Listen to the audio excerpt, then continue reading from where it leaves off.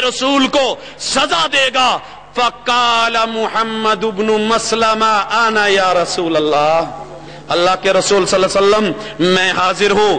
اسی طرح ابو رافع جو ہیں یہودی ہیں، ان کو عبداللہ ابن عتیق نے بخاری کی 4039 روایت ہے 4039 دیکھا جا سکتا ہے کہ ان کو ان کے منطقی انجام تک پہنچایا. حضرات اس کے بعد میں 3 خوشخبریاں دینا چاہتا ہوں، وہ خوشخبریاں جو کہ امام ابن تیمیہ رحمہ اللہ نے مشہور زمانہ کتاب الصارم المسلول میں دی ہیں. پہلے نمبر پہ کسرا نے نبی کی توہین کی، خط پھاڑا، اللہ نے حکومت پھاڑ کے رکھ دی. ابو لہب نے نبی کو تبن کہا، اللہ نے تبت یدا ابی لہب کہا، مرا بدبخت شیچک سے. ابن عبد یغوث کی خبر دی، حارث بن قیس کا انجام بتایا، العاص بن وائل کے بارے میں، عقبہ بن ابی معیط کے بارے میں. ایک اور خوشخبری بخاری اور مسلم کی روایت، مسلمانوں خوش ہو جاؤ، اگر تم بدلہ نہ لے سکے رب بدلہ یوں لیتے ہیں گستاخ نبی سے کہ بدبخت مر جائے تو زمین اسے جگہ نہیں دیا کرتی. یہ تھا، عیسائی تھا، مسلمان ہوا، کاتب وحی بنا، چند دن وحی لکھی، مرتد ہو گیا، اپنے علاقے میں گیا، لوگوں میں کہنے لگا، لوگوں محمد کو کیا پتا کہ وحی کیا ہوتی ہے، جو میں لکھ کے دے دیتا تھا وہی لوگوں کو کہتا تھا رب کا قرآن ہے. اللہ کو یہ اچھا نہ لگا، گردن توڑ دی، اپنے یاروں نے دفنایا، دفنا کے آئے، زمین نے جگہ نہ دی، قبر نے نکال کے باہر پھینک دیا. بخاری اور مسلم کی روایت. ان لوگوں نے کہا محمد صلی اللہ علیہ وسلم کے ساتھیوں نے ایسے کیا ہے. اگلے دن دفنایا، پھر وہی حشر، اگلے دن دفنایا، پھر وہی حشر. اور بھائیو امام ابن تیمیہ لکھتے ہیں ہم مر رہے تھے، مسلمان مٹ رہے تھے، کھوپڑیوں کی بلڈنگیں بن رہی تھی، تاتار کے سامنے کوئی کھڑا نہیں ہو رہا تھا، گاجر مولی کی طرح مسلم کٹ رہا تھا، کمزور تھا. لیکن اللہ نے جب فتح کا فیصلہ کیا، ان ظالموں نے ہمارے نبی کی عزت کو چھیڑا، اللہ نے مسلمانوں کو فتح عطا کر دی.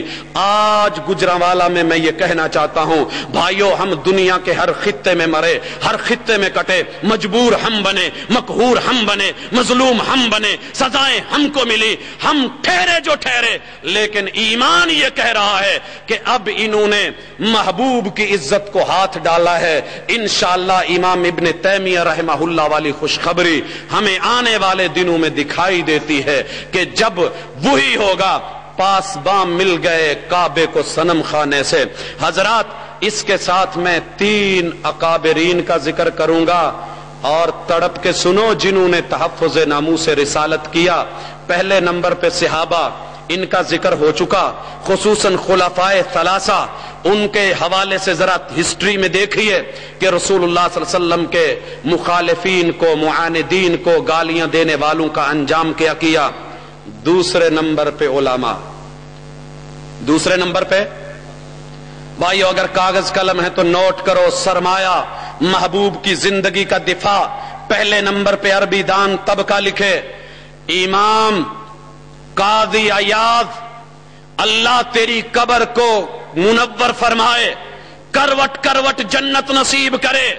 کتاب لکھی الشفاء فی حقوق المصطفیٰ. حضرات یہ کتاب قاضی کو گئے ہوئے آج سینکڑوں سال گزر گئے، لیکن جب بھی کوئی نبی کے حقوق پہ ڈاکہ ڈالے گا یہ کتاب اس کے سامنے سپاہی بن کے، مجاہد بن کے، کمانڈر بن کے، سپہ سالار بن کے، اسلحہ سے لیس ہو کے، دلائل کی قوت سے اس کے سامنے دنیا کے ہر خطے میں کھڑی ہوگی.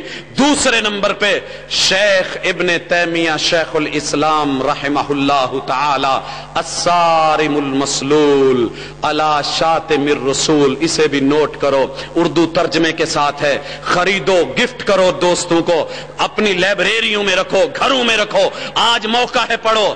اور بھائیو تیسرے نمبر پہ یہ کتاب میرے ہاتھ میں ہے.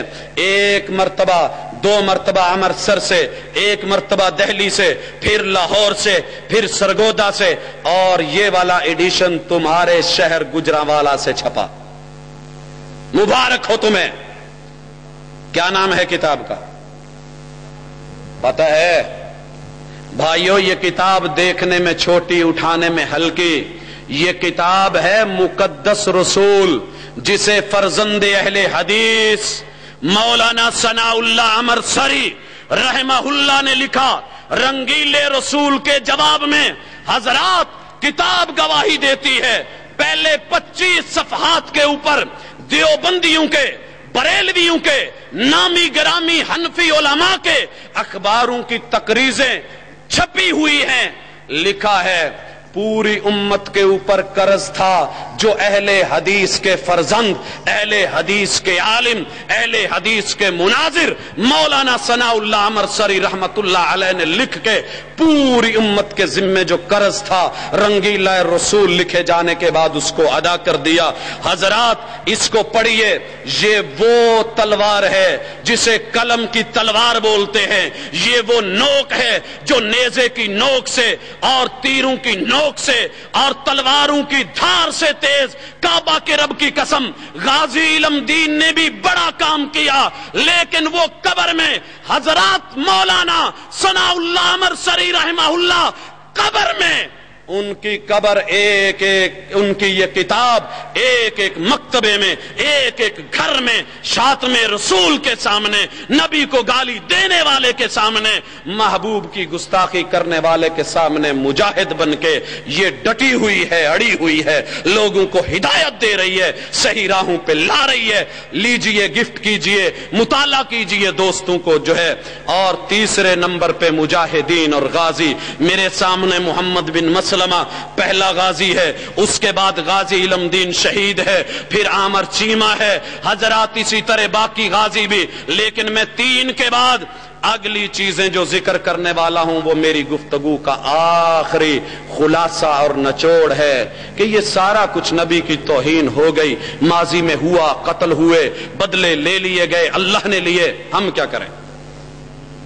بھائیو جلسے جلوس نکال کے بس، سیدی مرشدی کہہ کے بس، غلامی رسول میں موت ہی قبول ہے کہہ کے بس، بینر لگا کے بس نہیں۔ 3 لوگوں کو میں نے اس وقت اپنے خطاب کا مخاطب کیا ہے۔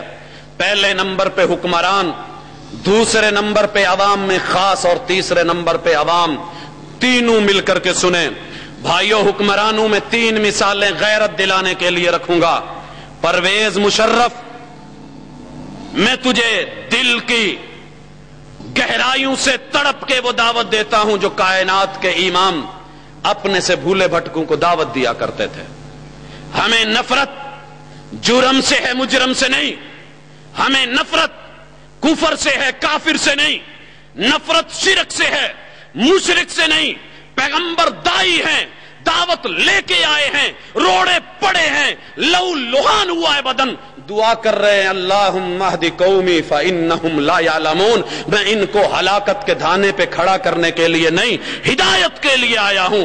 اللہ سب سے پہلے تمہیں ہدایت دے کہ تو ایٹمی پاور کا اس وقت مالک ہے اسلامی ممالک میں۔ اپنے سامنے اس وقت کے حکمران کا قصہ رکھ۔